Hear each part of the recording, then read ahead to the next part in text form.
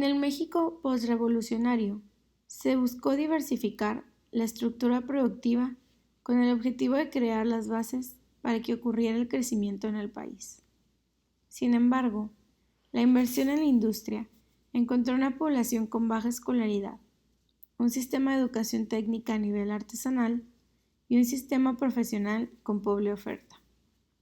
Si bien la lucha trajo consigo muchos cambios que se vieron reflejados años después en el aspecto político, la revolución implicó un cambio inmediato, la institucionalización del sistema autoritario.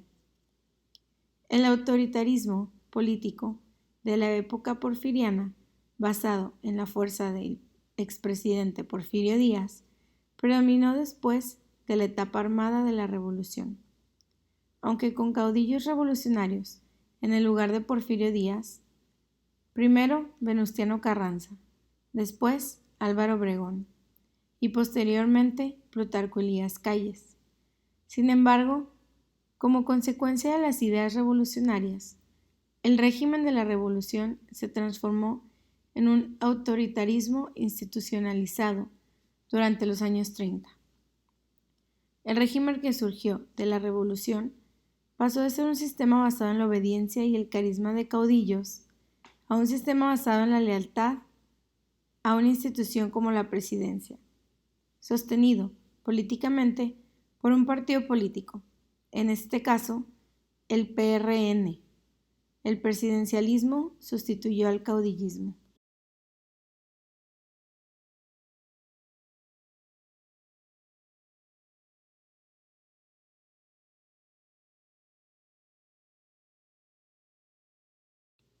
La década de 1920 fue una época de preparación para poner en marcha un proyecto de desarrollo económico. En el aspecto político, Venustiano Carranza debía entregar el poder a finales de 1920. Carranza maniobró para dejar en la presidencia a Ignacio Bonillas, con la intención de hacer a un lado a Álvaro Obregón, quien lanzó su candidatura en junio de 1919. Por tales acontecimientos, se dio un rompimiento entre los constitucionalistas, separando a la población en carrancistas y obregoncistas. Anudando a esta ruptura, un grupo de generales de Sonora se unió a Adolfo de la Huerta para rebelarse en contra del presidente Carranza, en lo que llamó la Rebelión de Agua Prieta. El avance de la rebelión y el crecimiento de las adhesiones hicieron que Carranza abandonara la Ciudad de México, con la intención de instalar su gobierno en Veracruz, mientras que Pablo González ocupaba la capital del país. La persecución de Carranza culminó la madrugada del 21 de mayo con su asesinato en Puebla.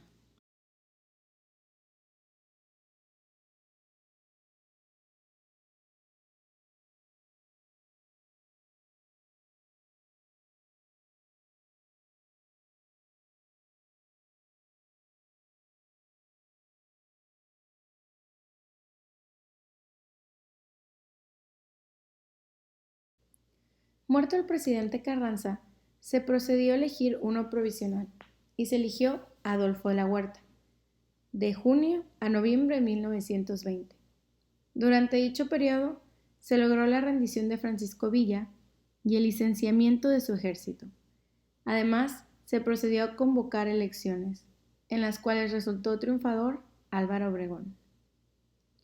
Tras la muerte de Venustiano Carranza, la situación internacional de México se agravó. El gobierno estadounidense no quiso tratar con Adolfo de la Huerta, por lo que las relaciones entre Estados Unidos y México quedaron rotas. Lo peor del caso fue que otras naciones europeas y latinoamericanas imitaron a Washington. De esta manera, en un periodo muy breve, la vida diplomática de México dependía del artículo 27 de la Constitución de 1917. Mientras que las naciones extranjeras consideraban las posibilidades de expropiación y nacionalización, por lo que obligaron al país a firmar el convenio de la Huerta-Lamont y los tratados de Bucareli.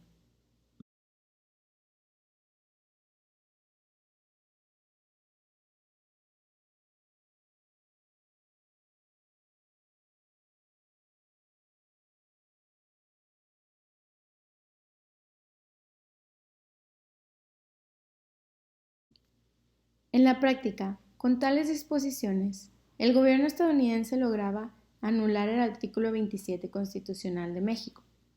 No obstante, el gobierno de Obregón logró ser reconocido por Estados Unidos. Durante este periodo, los problemas planteados por diversos caudillos militares provocaron la muerte, entre otros, de Lucio Blanco, Francisco Villa, Francisco Murguía y Francisco Jurado. La muerte de este último se dio como consecuencia de su protesta ante la firma de los tratados de Bucareli. Asimismo, se manifestaron los primeros síntomas de una pugna Iglesia-Estado.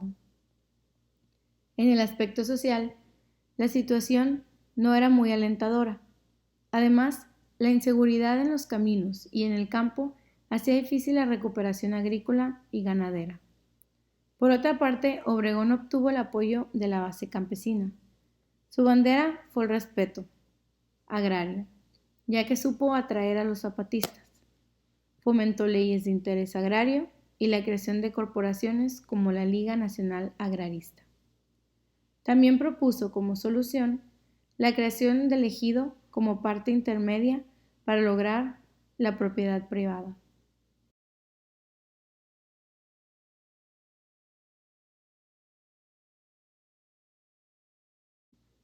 Entre 1920 y 1929, el movimiento obrero se caracterizó por su sometimiento a las necesidades del Estado obregonista, el cual necesitaba promover el desarrollo de la inversión y la industrialización del país. Para ello, era necesario controlar el movimiento obrero, en la cual tuvo gran utilidad la Conferencia Regional Obrera Mexicana, CROM, que en mayo de 1918, encabezada por Luis Napoleón Morones. Del año 1920 hasta 1924 se crearon las centrales obreras. Entre todas las actividades del gobierno de Obregón, en el terreno de educación y cultura se destacó la Secretaría de Educación Pública, mediante la cual se inició la federalización de la educación.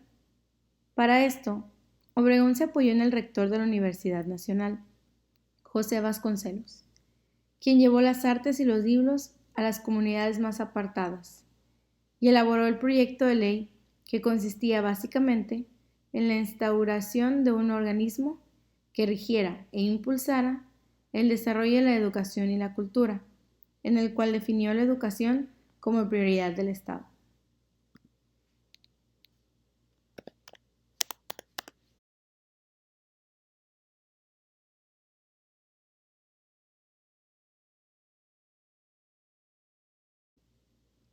El Maximato es un periodo que está inmerso en un momento de gran agitación social y política, el cual comienza con el homicidio del recién reelecto presidente Álvaro Obregón, quien, a pesar de que la Constitución mexicana prohibía la reelección, había sido elegido para ocupar la presidencia por segunda ocasión.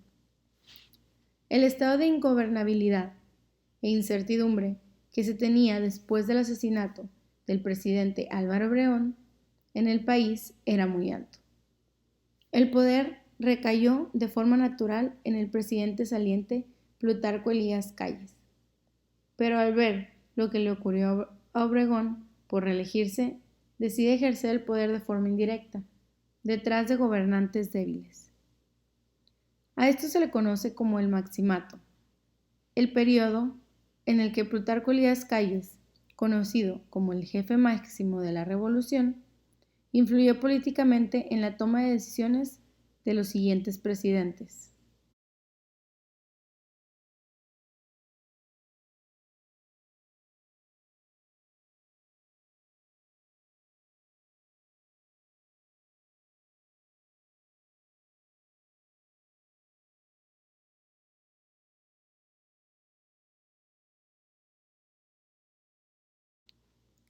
El Maximato incluye a expresidentes como Emilio Portes Gil y Pascual Ortiz Rubio. Durante la administración de Emilio Portes Gil, la cual tuvo duración de aproximadamente 2 años, desde 1928 a 1930, los siguientes acontecimientos se dieron. Puso fin a la Guerra Cristera. En materia educativa, se le concedió autonomía a la Universidad Nacional. Y en términos de política interna, se creó el Partido Nacional Revolucionario, o PNR, bajo la dirección de Plutarco Elías Calles. Posteriormente está el expresidente Pascual Ortiz Rubio, quien ganó las elecciones en 1930, y sus principales logros fueron hacer frente a las repercusiones de la crisis económica mundial iniciada en 1929, redactar la doctrina Estrada, la cual dice que México no debe juzgar ni para bien ni para mal los gobiernos ni los cambios en el gobierno de otras naciones, y promulgar la Ley Federal del Trabajo, la Ley de Crédito Agrícola y el Código Penal. Al parecer, las presiones políticas y económicas lo obligaron a renunciar en 1932, razón de más para que el Congreso se reuniera nuevamente con el fin de elegir a Abelardo Rodríguez como presidente de México de 1932 a 1934. Los principales acontecimientos de la administración del expresidente Abelardo Rodríguez fueron emplear una política económica que favoreció el desarrollo de la industria y el comercio, trazar carreteras como México-Nuevo Laredo, Puebla-Tehuacán y Morelia-Guanajuato, promulgar la Ley de Nacionalización y Naturalización, el Código Sanitario y la Ley Orgánica de los Tribunales Federales, entre otras.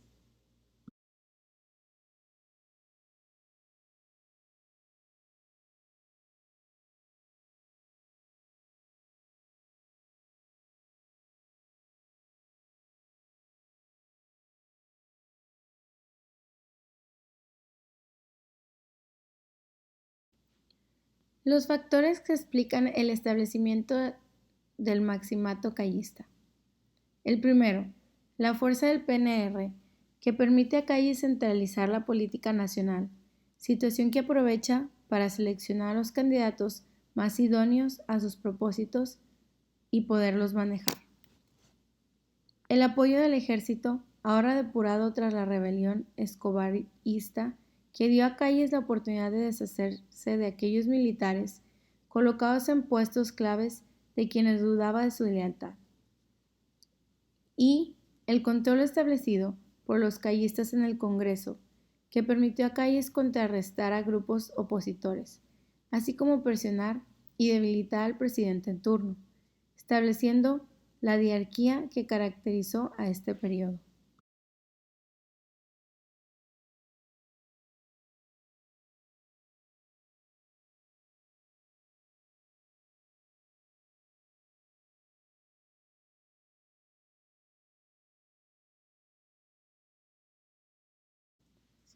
Estos factores permiten entender el origen de la fuerza adquirida por Calles para establecer el control sobre la vida política nacional.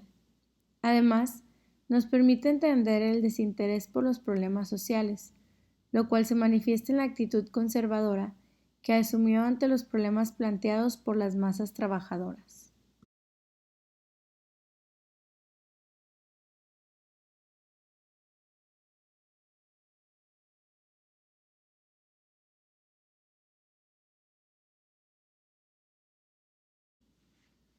El presidente posterior a Abelardo Rodríguez fue Lázaro Cárdenas.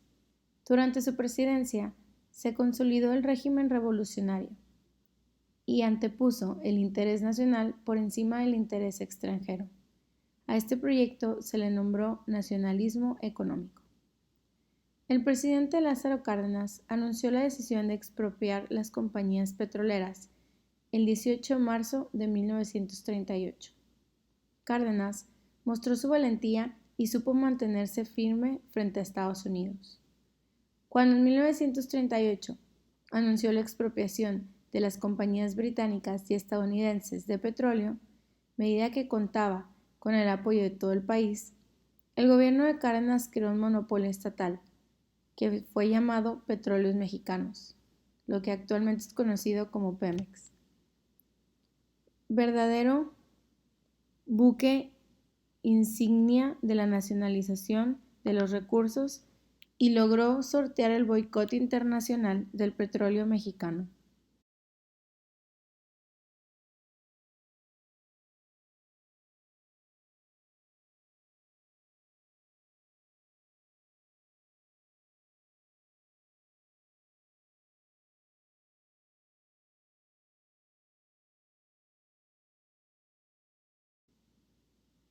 El conjunto de actividad internacional del gobierno de Lázaro Cárdenas prestigió a México, fortaleció su soberanía y propició manifestaciones de apoyo en distintos países latinoamericanos, cuando se decretó la expropiación petrolera. También se ocupó de proteger a la población indígena. Lázaro Cárdenas impulsó la reforma agraria, combatió el latifundismo, nacionalizó los ferrocarriles y estableció una enseñanza pública laica, gratuita y obligatoria. En definitiva, Cárdenas ocasionó todo un giro social en México, en la etapa posrevolucionaria.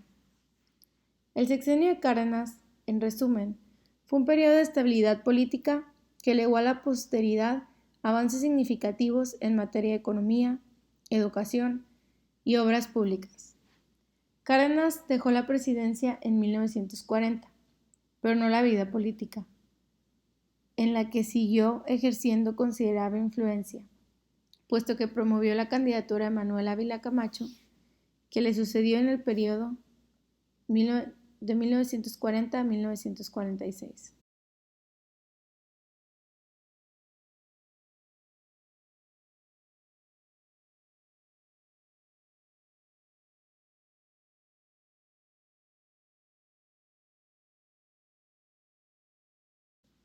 Finalmente, Miguel Alemán, en 1946, consolidó el Partido de la Revolución Mexicana y le cambió el nombre por el actual Partido Revolucionario Institucional, el PRI. El partido oficial gobernó México hasta el 30 de noviembre del año 2000. El Partido Revolucionario Institucional logró así consolidar uno de sus pilares, el corporativismo. Se crearon también organizaciones para controlar los votos del sector campesino, en centrales similares a la CTM, como la Confederación Nacional Campesina, CNC. Bajo esta poderosa estructura, el PRI fue indestructible políticamente. Llegó a tener, durante muchos años, todos los puestos de elección popular. El presidente de la República era el líder moral del partido durante sus 6 años del poder.